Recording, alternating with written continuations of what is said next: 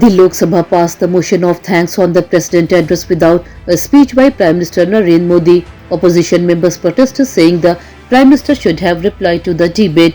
The government said the rules allow the motion to be passed even without the PM's reply. In Rajya Sabha, JP Nadda strongly attacked the Congress. He told opposition leader Mallikarjun Kharge not to make the Congress a hostage of an immature child. His remarks led to loud protests from Congress MPs. Both houses witnesses heated exchange during the budget session of Parliament. The Supreme Court said that industrialist Anil Ambani will not leave the country without its permission.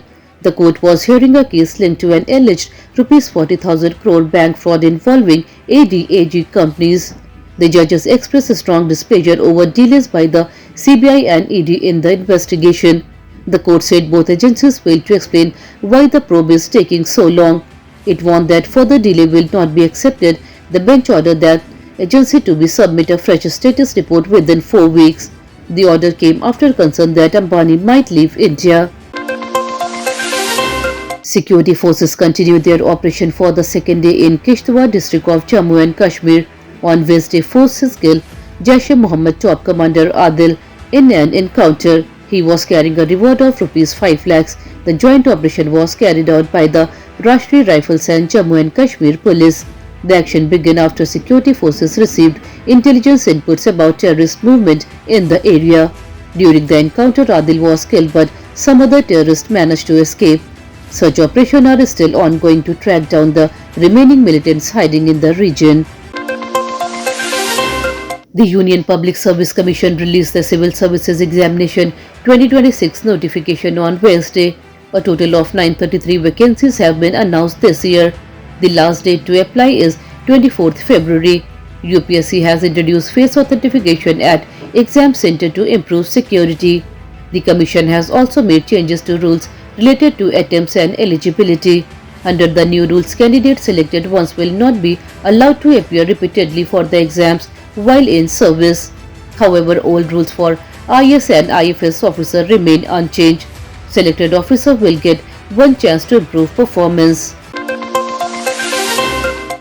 Protests have erupted in Manipur after Nemcha Kipgen was appointed as the new Deputy Chief Minister. Several Kuki groups have opposed the decision and called for a statewide shutdown on Wednesday.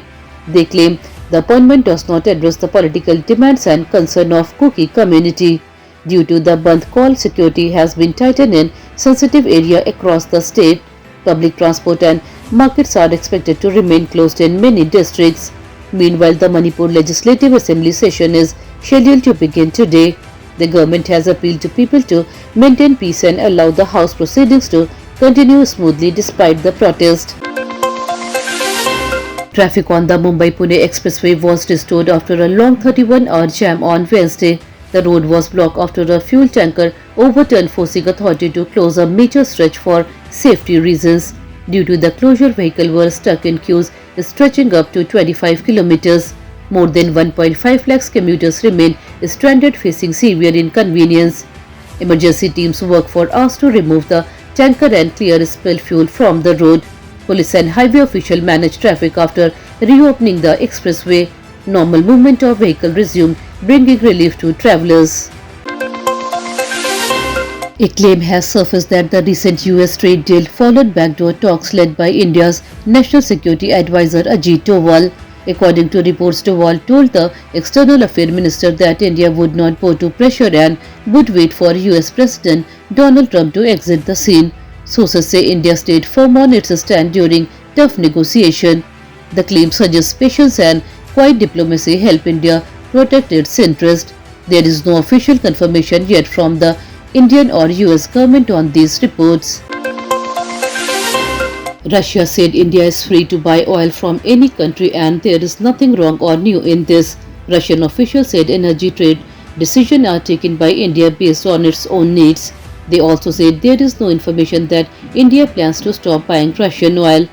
Russia added that oil cooperation with India continues as usual. The statement came amid global discussion on oil trade and sanctions. India has repeatedly said it will act in its national interest while ensuring a stable energy supply for its economy. The Indian stock market opened lower on Wednesday. The Sensex fell by 500 points and was trading near 83,300. The Nifty slipped 150 points, showing weakness across sectors. Heavy selling was seen in auto and pharma stocks, putting pressure on the market. Banking and IT shares also traded mixed. Experts say global cues and profit booking affected investors' mood. Market volatility remained high as investors stay cautious. Analysts advise traders to be careful and wait for clear signal before making fresh investments. India has reached the Under-19 World Cup final for the 10th time after a strong win over Afghanistan. India won the semi-final by 7 wickets, chasing the target. George scored a brilliant century, leading the team to victory with ease. India will now face England in the final on February 6th. The Indian bowlers first restricted Afghanistan to a low score, then the batters finished the match calmly. The team showed confidence, balance and strong form ahead of the title clash. Dense fog affected several northern states due to western disturbance. Around 15 districts in Uttar Pradesh reported heavy fog on Thursday morning. Parts of Madhya Pradesh, Punjab, Haryana, Chandigarh and Uttarakhand also witnessed poor visibility. In many areas, visibility dropped below 50 meters, causing problem for road and rail traffic. Weather experts said 2 western disturbances will impact the region over the next 5 days. The first disturbance is active on February 5th and 6th. Cold condition and fog are likely to continue, especially during early morning hours, affecting daily life and travel plans. That's all for today's bulletin. We'll be back with more updates next time. Until then, this is Tamanna Rizvi signing off. Have a good day.